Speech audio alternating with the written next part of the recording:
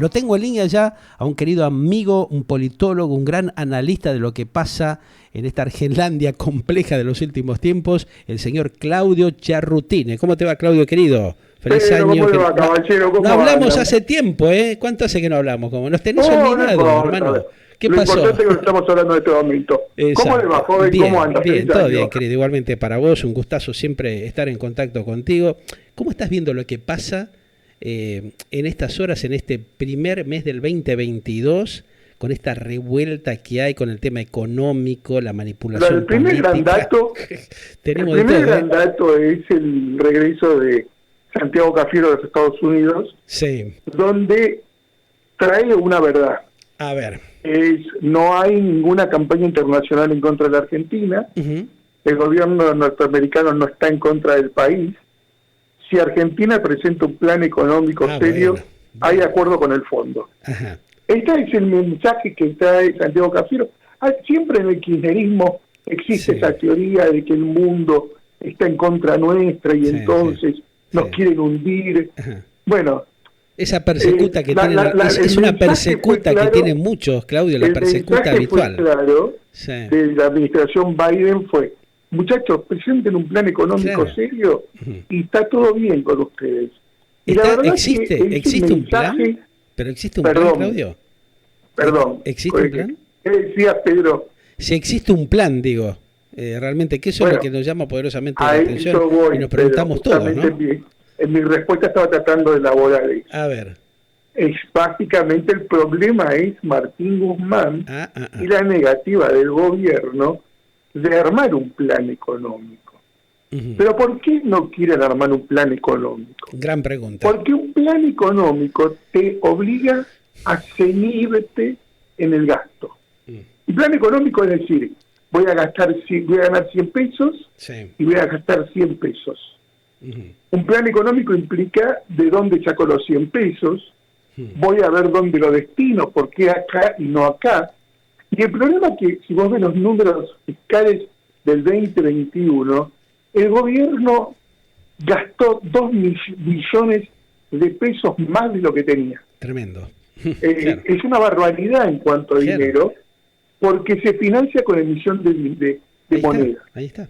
Entonces, vos lo que decís es: pará, flaco, no tenés un presupuesto porque gastás como querés, imprimís por moneda y el balance se te destroza. Entonces, yo no quiero eso, te dice el gobierno. Lo necesité para ganar, para tratar de no perder la elección. Y así todo la perdí. Ahora tengo el 2023. Yo no quiero perder la elección. Quiero gastarlo porque me guste. Y entonces está la necesidad de ganar en el 2023 gastando cualquier cosa y la obligación del fondo de decir, ordenar los números. Y esta es la decisión que tiene que tomar Alberto Fernández y Cristina Fernández. ¿Ordenamos los números y corren el riesgo de perder las elecciones del año que viene? ¿O en realidad tratan de ver cómo hace para Argentina seguir manoteando, corriendo hacia adelante y esperando que en algún momento estalle la crisis realmente en serio en nuestro país? Ahora, teniendo en cuenta esto que planteás y con un dólar 216 mangos, ¿no? Tirando para arriba en este inicio de la primera tarde de este viernes, que llama poderosamente la atención porque no se sabe cuál es el techo, Claudio, ¿no? O sea, esto es un tema que genera también mucha incertidumbre y cuando te encontrás con estas cosas como las que vos planteás, ¿no? El peso prácticamente, muchos dicen que ya es una estafa, dejó de existir. Claro, a ver, no discutamos el tema del tipo de cambio porque en Argentina el tipo de cambio va a seguir devaluándose la moneda porque vos seguís imprimiendo pesos. Entonces, el tema no es si el dólar vale 300, 200, 400. Va a valer eso y más si el gobierno sigue haciendo las cosas mal. El tema es si hacemos las cosas bien o las hacemos mal. ¿Y a lo que tiene que hacer es al revés, no es si el peso se devalúa o no. Dejamos de imprimir pesos al cohete, dejamos de gastar y malgastar el dinero, dejamos de hacer política imprimiendo moneda y hacemos algo sano o no. Ese es el punto, esa es la discusión. Decisión que no se sabe si la van a tomar o no, ¿no? O sea que genera también una gran duda. Tienen que sentarse Tiene que sentarse mamá y papá Sí. y tomar una decisión. Ajá. Tienen que sentarse ellos dos y negociar. La alianza gobernante debe sentarse a negociar entre ellos. Ahora mamá como Una que vez que está... tomen una decisión ellos, Sí.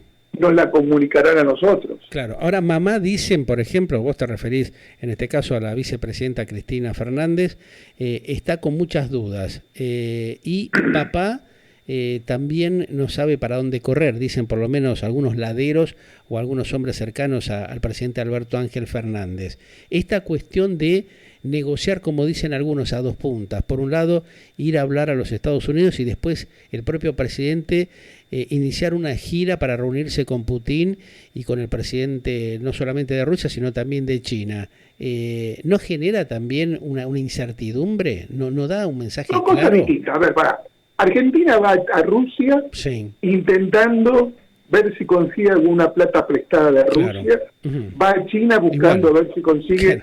alguna plata prestada de China. Sí. Pero en realidad es un jugador que va a buscar guita a la casa del tío para ver si puede seguir apostando en el casino. Ajá. No son apuestas serias ni China ni Rusia para nuestro país.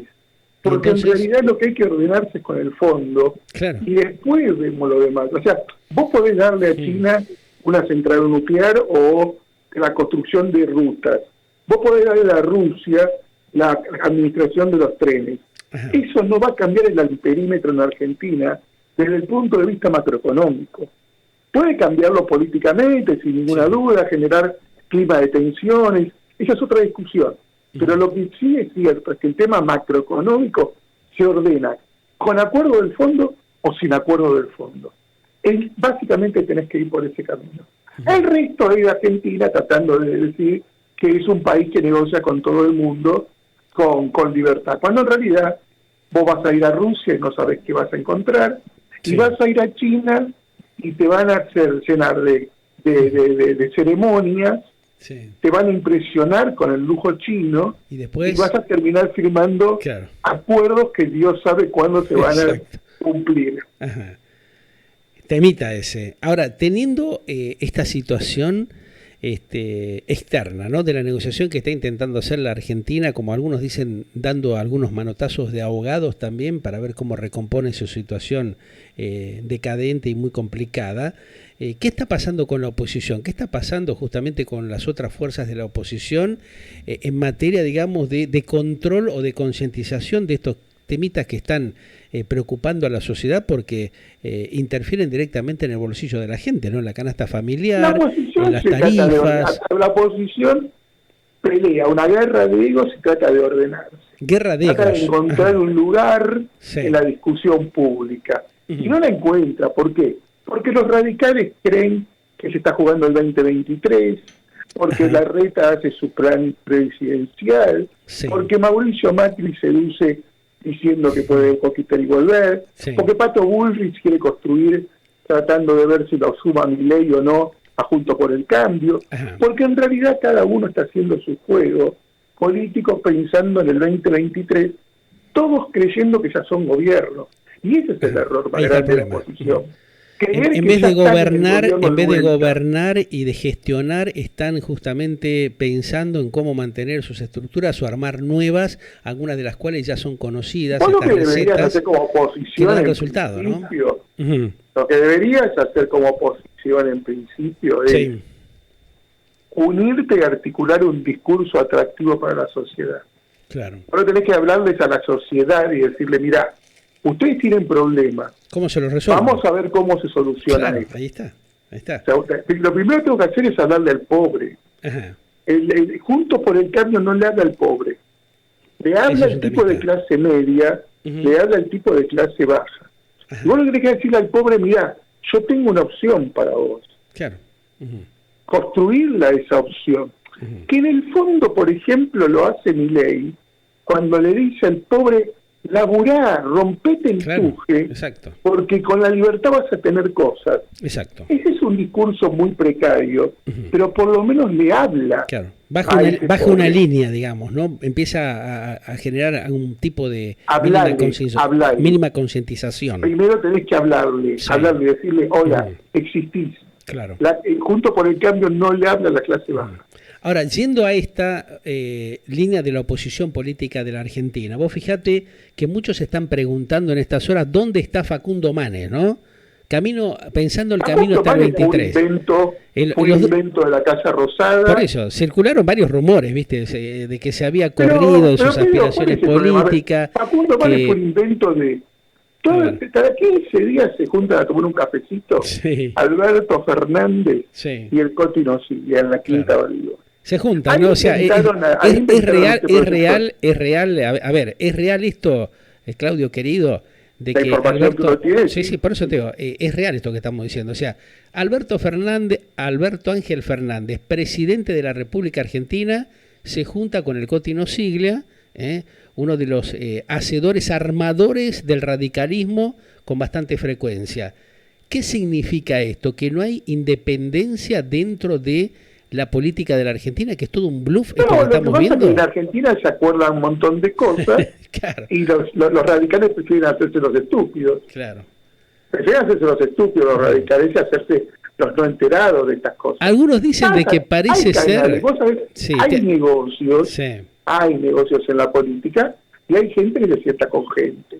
Donde a veces ven algunos negocios y otras veces hablan de política. Te tiro una información. Facundo Manes fue un invento. Bueno, por eso, escuchá lo que te voy a decir, porque es interesante. Esto me acaba de llegar justamente un mensaje de un reconocido político de la Argentina que pertenece justamente al círculo rojo de la política y me dice que está dando por hecho que el neurocientífico, ¿no? Justamente Facundo Manes, elegido diputado nacional en la lista de Juntos en la provincia de Buenos Aires, se habría retirado ya de la carrera política presidencial para el 2023. ¿Qué te dice esto? La verdad que para mí no levanta el amperímetro Manes. Nunca lo levantó, con lo cual si está en la carrera o no está en la carrera no me importa. Bien. Nunca levantó el amperímetro, fue un invento del marketing de la Casa Rosada. No va a tener nada. O sea, a ver, es un señor que su publicidad pasa por el programa de Mirta Legrand. Claro. Ajá. Nada más. Después o sea, de ahí... lo agarrás a mano y le preguntas 4 temas reales de la realidad argentina y no tiene nada más ni idea, ¿viste? Porque con la neurociencia está muy lindo como discurso. Sí, pero después en la práctica... vos tenés que decirle, mirá, hablemos un poquito sobre el acuerdo con el fondo. Y la neurociencia no me sirve. ¿Se equivocó el radicalismo en postularlo a Manes? ¿Generó una nueva grieta interna? No, hicieron su negocio. Hicieron su negocio político. Hicieron su negocio, consiguieron posicionar un grupo de gente, lograron armar una estructura en la provincia de Buenos Aires y en la capital federal, con eso combaten y enfrentan al radicalismo y están haciendo un espacio de poder que no tenían en el pasado. Punto. Es un problema de los radicales, tienen que solucionarlo los radicales. Tienen que sentarse entre ellos y decidir si el Coti Nocilla va a seguir siendo una persona importante o no en la política partidaria y ahí en la política nacional. Claro. Ahora, vos fíjate que en este caso los principales gobernadores de la oposición, estamos hablando concretamente de Gerardo Morales, el gobernador de Jujuy, Gustavo Valdés, por ejemplo, de Corrientes, el gobernador Rodolfo Suárez de Mendoza, son los que, provienen básicamente del partido centenario del radicalismo, ¿no? Ellos apenas se están sumando, calculó un poco más de 1 millón de votos entre los tres, que es lo que dicen algunos, el electorado que los acompaña en sus provincias y tienen muy difícil el posicionamiento nacional. ¿Hay algún candidato dentro del radicalismo de parte de la oposición que pueda ser permeable para mejorar su posicionamiento y competir con el oficialismo o con las internas que se pueden dar dentro del mismo PRO? Radical no creo.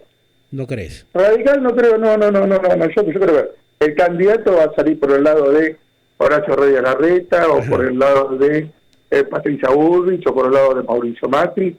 Por ese lado va a salir, por ejemplo, el caso... porque son construcciones que tienen su piso sobre la ciudad de Buenos Aires y la provincia de Buenos Aires, donde tienen un electorado mucho más fuerte e importante. Además tienen marketing y tienen plata. Los radicales no tienen ni marketing ni plata. Ahora, por ejemplo, opciones como se está tirando por ahí, que puede ser Miguel Ángel Pichetto, Emilio Monzó, o sea, ¿hay algún tipo de negociación que se sepa que se está cerrando al respecto? Son nombres para sumar. En un equipo de fútbol vos necesitas 12 jugadores. Sí. Necesitas también un número 3, necesitas un número 4, necesitas 3 tipos adentro del banco para que te acompañen. Y bueno, ahí esa gente lo que hace es sumar, básicamente para sentarse en el banco y dar un poquito de masa. Dar un poquito de volumen a la envergadura de Juntos por el Cambio. Ajá. Esta cuestión de la pospandemia, ¿puede beneficiar al oficialismo para recomponer su situación o ya no hay vuelta atrás, Claudio? Mirá, hay siempre posibilidades de hacer las cosas bien. El tema es si tienen ganas de hacer las cosas bien. Sí. Vos estás con una situación socioeconómica muy, muy compleja en donde se necesita hacer muchos cambios e introducir una creatividad y un análisis, una acción política y económica que el gobierno no quiere hacer por un sesgo ideológico. Ajá. El problema es este, o sea, vos podés salir a buscar capitales, cambiar la política económica, pero tenés que cambiar ideológicamente. Y el problema es que Cristina no quiere cambiar y Alberto no quiere cambiar. El problema básicamente es que no quieren cambiar. Ajá. Entonces ahí está la dificultad número uno para poder dar un giro en la elección, o en la intencionalidad de voto del electorado de acá a un año vista. Vos sabés que te llevo a otro campo que me llamó poderosamente la atención mientras estamos en un dilema político y social en la República Argentina que no se sabe cómo va a terminar. Fíjate que dentro del sector empresarial que tiene alguna relación con el posible desarrollo que le pueda brindar para el crecimiento laboral y estructural de la Argentina, se conoció la creación de un software, el CORE. Es un software integral para la gestión de agencias creativas que automatiza el registro del tiempo, dando lugar a métricas en tiempo real sobre lo que es la capacidad de trabajo de los equipos y la rentabilidad de sus proyectos, ¿no? Santiago Bilioni, que es el CEO, José Guetas y Gabriel María conforman esta empresa y se supo que usan tecnología como inteligencia artificial y machine learning, ¿no?, para predecir, fíjate este tema que es muy interesante, ganancias y pérdidas de un proyecto en tiempo real. Y otras, funcionalidades como la gestión de la asignación de tareas, o sea, el registro de horas trabajadas o la colaboración entre equipos. Tiene este grupo, por lo que sabemos, más de 140 alternativas y clientes en varios países. Y trabajan con agencias de publicidad, ¿no? Que esto me llamó la atención porque, yo como soy un hombre también que vengo del campo de la publicidad y de la comunicación, vi que se empezaron a integrar grandes agencias internacionales como Gilby, BMLA y Rubicon Gunderman, Thomson, la agencia Gray, McCann, Leo Burnett, Saatchi y Saatchi, que los eligen porque dicen estos proyectos ayudan a predecir qué tan rentable. Fíjate este tema, ¿no? Es muy interesante. ¿Qué tan rentable va a resultar un trabajo y en qué fecha? Es uno de los grandes problemas que tienen justamente las empresas que venden su trabajo por hora. No entiendo por qué me lees la galletilla. Te la estoy leyendo. Entiendo que tengo que ver yo con la galletilla. Te lo comento este tema porque me llamó poderosamente la atención, porque se lo vincula con empresarios que se fueron del país justamente por la tremenda presión política y la desorientación de lo que es el futuro de la economía de un país y lo que tiene que ver la interferencia de la política, ¿no? Me llegó justamente esto y me llamó poderosamente la atención porque hay como una vinculación a la desorientación que hay justamente por la decadente gestión que realiza la clase política en el país y que expulsa justamente a los emprendedores o a los inversores. ¿Crees vos, como politólogo, de que esto no se tiene en cuenta por la obsecuencia o por la falta justamente de operatividad que tiene no tengo la más mínima idea de la galletilla? Ajá. Realmente me parece que es una galletilla de un tema, de un negocio que tenés que manejarlo vos por tu lado. Desde el punto de vista político esto no tiene nada que ver. No tiene nada que ver. Ajá.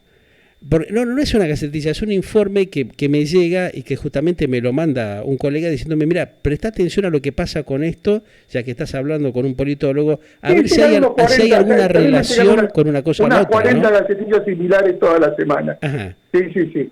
Pero se dan este tipo de cuestiones donde realmente el sector empresarial intenta de alguna manera posicionarse a pesar de la problemática que se da en el país, ¿no? Las empresas tienen que seguir viviendo. Por eso, bueno, ahí está. Uh-huh. Pero eso no tiene nada que ver con la política y con la economía. O sea, las empresas tienen que seguir viviendo y ver cómo facturan. Este grupo de gente se juntó para hacer un negocio y facturar.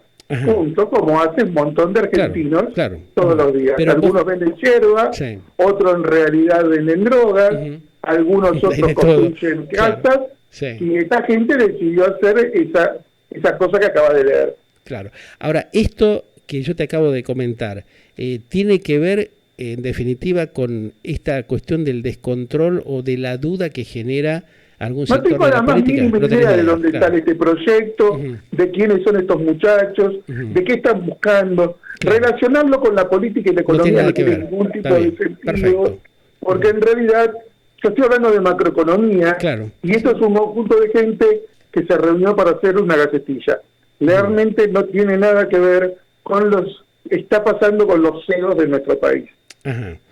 Y ahí vos, ¿cómo crees que esto termina? O sea, ¿cuál es el camino que convendría que tome la Argentina teniendo en cuenta todas estas variables que hablamos y las negociaciones que hay en danza? Yo no estoy para hacer recomendaciones de qué le conviene al país porque no soy ministro ni funcionario, soy analista. Lo que digo es que el gobierno tiene la opción de hacer las cosas bien como las ha tenido en varias oportunidades y debe elegir si lo hace o no lo hace. El problema es que no lo hacen porque tienen un sesgo ideológico y se equivocan. Entonces deciden tomar caminos que profundizan la crisis, como han tomado los últimos 2 años. Lamentablemente la Argentina ha tenido malas decisiones macroeconómicas hace 10 años. Y el problema es que tenemos una clase política que se equivoca en el camino. Entonces, ahí el problema de Argentina es una clase política que hace las cosas mal. Marina del Poyeto acaba de sacar un libro, se llama Tiempo Perdido, que es interesante, porque analiza cómo es la herencia de la herencia de la herencia. La herencia de Cristina, la herencia de Macri y la herencia de Alberto. Y lo que te demuestra el libro es que hace 10 años que se toman los caminos equivocados. Entonces la pregunta que uno hace es ¿cuánto tiempo más la sociedad argentina sostiene caminos equivocados? Claro. ¿Y vos crees que eso puede ser soportable mucho más tiempo? O sea, ¿es tolerable de acá a 2 años? ¿Soporta la sociedad esto? El gobierno perdió la elección, con lo cual no puede darse el lujo de seguir perdiendo elecciones. Argentina en algún momento dice basta. Pero muchos dicen que ya están planificando. La crisis social la estás postergando. A fuerza de tirar dinero a la calle. La tiraste un montón de guita durante las elecciones, tiraste un montón de plata durante el fin de año para que no hubiera saqueos. La pregunta es, ahora que comienzan las clases, la gente va a necesitar plata. ¿De vuelta vas a volcar cientos de miles de millones de pesos para evitar un conflicto social? El conflicto social está a la puerta de la esquina. Y el problema es que se necesita dinero en cantidades ingentes para calmarlo. Vos hasta ahora lo has logrado calmar. ¿Vas a seguir así? Y el problema es que en algún momento el dinero no alcanza. La gran duda entonces sería, Claudio, ¿cómo vamos a resolver esta situación? ¿Cómo va a ser el gobierno de Alberto Fernández? Es lo que comenzamos diciendo. Cristina y Alberto se tienen que sentar y decidir si hacen las cosas bien o no. Un gran abrazo, Claudio. Gracias por la claridad, por las inquietudes. Y está bien que me replantees esas cosas, porque bueno, a veces, viste, los oyentes nos van tirando cosas cuando uno va haciendo ciertos comentarios. No es para confundirnos, pero bueno, a veces uno lo toma como que es una información interesante para meterla dentro de lo que es la cuestión del análisis político. Abrazo grande, muchas gracias por esto. Hasta luego. Muy gentil, gracias. Claudio Cerrutini, politólogo, con quien justamente debatíamos, dialogábamos y él nos planteaba su visión justamente de lo que está pasando justamente en el país. Galáctica, lo que vos esperabas para acompañar tu vida.